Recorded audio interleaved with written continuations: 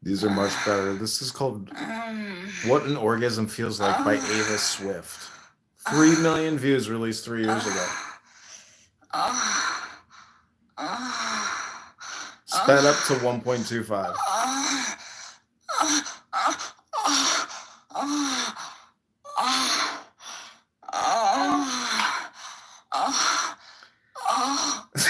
I'm gonna recreate some Valentine's Day rooms.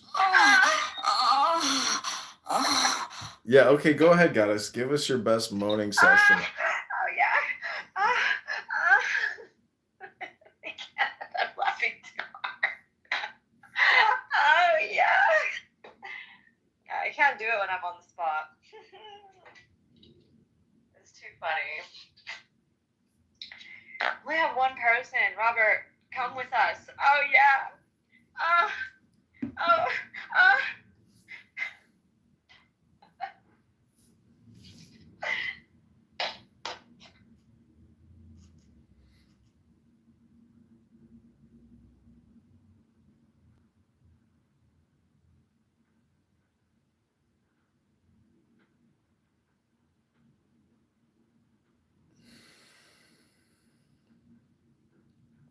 Okay, that was fun. The goddess has left us. Let us return to the Tao. If you're happy and you don't clap your hands.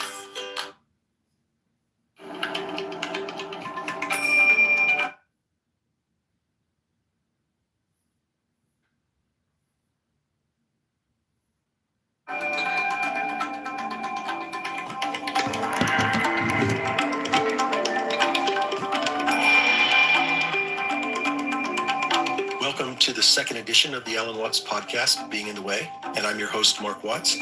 Today, we're going to hear part 3 of Taoist Way of Dropping Out from Karma. And also we're going to hear a talk called The Wisdom of the Ridiculous, which comes from the Lao Tzu tradition expressed in the Tao Te Ching.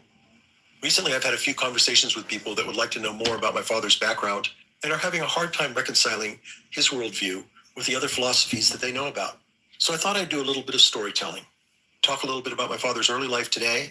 And then in the next episode, we'll talk about when he was traveling a lot and making a lot of recordings and how that morphed into the Electronic University Project, the predecessor to the Alan Watts organization. So we'll start off with his early life in London, what he learned at the Buddhist Lodge, and his migration to America. When I was a small boy, I used to haunt that section of London around the British Museum. And one day I came across a shop which had a notice over the window which said philosophical instruments. Even as a boy, I knew something about philosophy, but I couldn't imagine what philosophical instruments could be. So I went up to the window, and there displayed were chronometers, slide rules, scales, and all kinds of what we would now call scientific instruments. Because science used to be called natural philosophy. Because, as Aristotle says, the beginning of philosophy is wonder. Philosophy is man's expression of curiosity about everything, his attempt to make sense of the world primarily through his intellect. That is to say, his faculty for thinking. And thinking, of course, is a word used in extremely many ways, and is a very vague word for most people. But I use the word thinking, now and hereafter, you must understand this, in a very precise way.